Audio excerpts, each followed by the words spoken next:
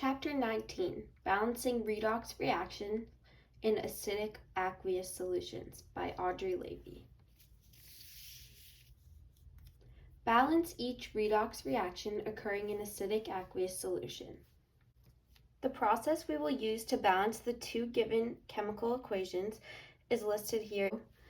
Step 1 is to assign oxidation states to all atoms and identify what is being oxidized and what is being reduced in each reaction.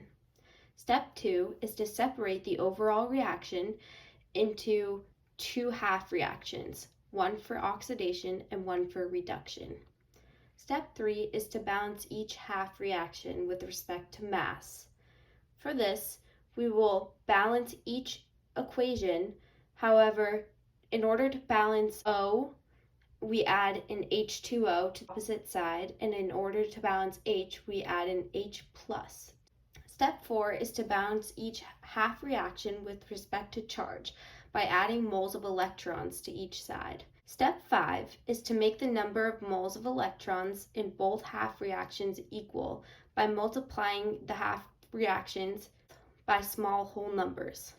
This way they will cancel out when we do step 6, which is to add the two half reactions together, cancel the electrons and any other species.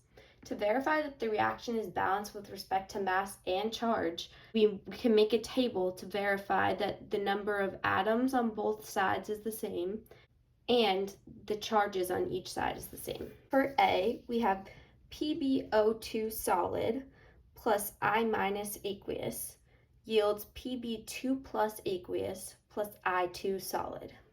So if we refer back to step 1, we have to assign oxidation states to all atoms and identify what is being oxidized and what is being reduced.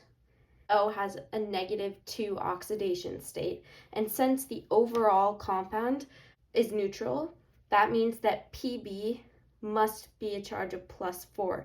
This is a monatomic ion. The oxidation state is equivalent to the charge, so the oxidation state is -1. Pb2 plus can conclude that the oxidation state is +2. Since this is a lone molecule, the oxidation state is 0. The next part of step 1 is to identify what is being oxidized and what is being reduced. Here I note that when the molecule's oxidation state increases, we know that that atom is being oxidized. Oppositely, when an oxidation state decreases over the course of reaction, we know it's reduced. Pb's oxidation state goes from +4 to +2. Therefore, it is reduced. I is -1 to 0. Therefore, it will be oxidized. Step 2, separate the overall reaction into an oxidation half reaction and a reduction half reaction. So the oxidation half reaction, we take what is involved the oxidation, which is I minus aqueous yields I2 solid. We do the same for the reduction half reaction, and we get PbO2 solid yields Pb2 plus aqueous. For step 3, we will balance each half reaction with respect to mass. We know here there are 2 I's, and over here there were only 1, so we had to make this 2 moles of I minus. For the reduction half reaction, the number of Pb is 1 on both sides. However, on this side, there's an O2. In order to balance an O, we have to add an H2O to the opposite side. We add 2 H2Os on this side. When we balance an extra H, we add an H plus to the opposite side. Now we just added 4 H's to the right side, so we have to add 4 H plus to the left side. Step 4 is to balance each half reaction with respect to charge by adding electrons. 2 I minus, which is equivalent to a -2 charge on this side. And on this side, we have I2 solid, which is a neutral molecule. So we must add 2 moles of electrons to the right side for each side to have a -2 charge. For the reduction, we do the same. So on this side, we have 4H plus. The left side has a plus 4 charge.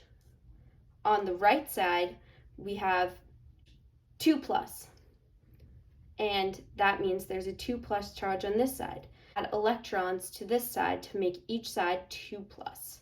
So we add 2 moles of electrons to the left side. So step 5 is to make the number of electrons in both half reactions equal by multiplying by small whole numbers.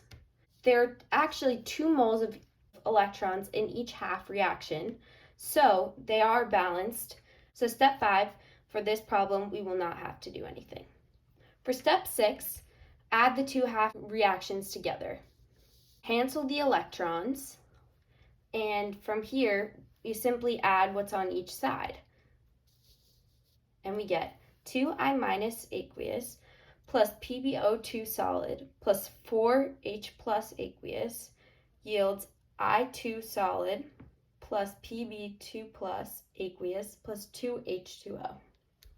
Now, we can check this by using this table, that there are 2I on the reactant side and 2I on the product side.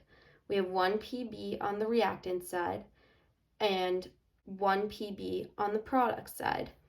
We have 4H on the reactant side and we have 4H on the product side. And we have 2O on the reactant side and 2O on the product side. And with the charges, we have plus 2. We can verify that this is the balanced reaction. We're given the reaction SO3 2 minus aqueous plus MnO4 minus aqueous yields SO4 2 minus aqueous plus Mn2 plus aqueous. Step 1, each O has a minus 2 oxidation state, and we have 3, so that's minus 6. However, we know overall this must have a minus 2 charge or oxidation state, so the S must be a plus 4 oxidation state. Next, we get minus 8 for the O's, and we have to add 7 to get to the overall negative 1 oxidation state for that molecule. On this side, we get negative 8 plus 6 for the S to get the overall negative 2 oxidation state. Is a monatomic ion, we know that its charge is equal to its oxidation state, which is positive 2. We must decide what will be oxidized and what will be reduced. Mn goes from positive 7 to positive 2. Therefore, it's reduced. We have plus 4 to plus 6 for S, which means it's oxidized. So step 2 is take the SO3 2 minus from this side and the SO4 2 minus from the product side. That's our oxidation half reaction. We do the same for the reduction half reaction. MnO4 minus goes to Mn2 plus. Step 3, on this side, the products have an extra oxygen. Otherwise, the two are the same. Therefore, to balance an O, we add an H2O. And to balance an extra H, we add an H plus. So since we added 2 H's in this H2O, we must add 2 H pluses. For the reduction, there's an extra 4 oxygens on the reactant side. Therefore, we must add 4 H2O. Then we add 8 H pluses. Next, we'll balance each reaction with respect to charge. We can decide that the reactant side has a negative 2 charge. In the product side, we have negative 2 plus 2. So that's 0. And in order to make them equal, we must add 2 electrons to the product side. So on the reactant side, we have negative 1 plus 8, which equals 7. And on the product side, we have plus 2. We add 5 moles of electrons to the reactant side, and overall, each side will have a plus 2 charge. Step 5, to do this, we multiply the reactions by small whole numbers. We multiply the oxidation half reaction by 5 and the reduction half reaction by 2. And this way we will get 10 moles of electrons in each half reaction. Step 6, and we add the two half reactions together. We can cancel the electrons, and then we can also cancel the H pluses since they're on opposite sides. So because there are 10 on the product side of the oxidation reaction and 16 on the reactant side of the reduction reaction, they cancel and we get only a remaining 6. Also, there are H2Os on both sides. So we can do the same and we end up with 3 H2O on the product side. When we add all of these together, we get 5 SO3 2- aqueous plus 2 MnO4- aqueous plus 6 H plus yields 5 SO4 2- aqueous plus 2 Mn2 plus aqueous plus 3 H2O. We can verify that this is correct by using the table. We can verify that this is also a balanced reaction for this redox equation in an acidic solution. Now, in summary, these are the steps that will be used for any time you're balancing an aqueous redox equation in an acidic solution. Step 1 will assign oxidation states and identify what is being oxidized and what is being reduced. Next, we will separate the reaction into the two half reactions that we decided above.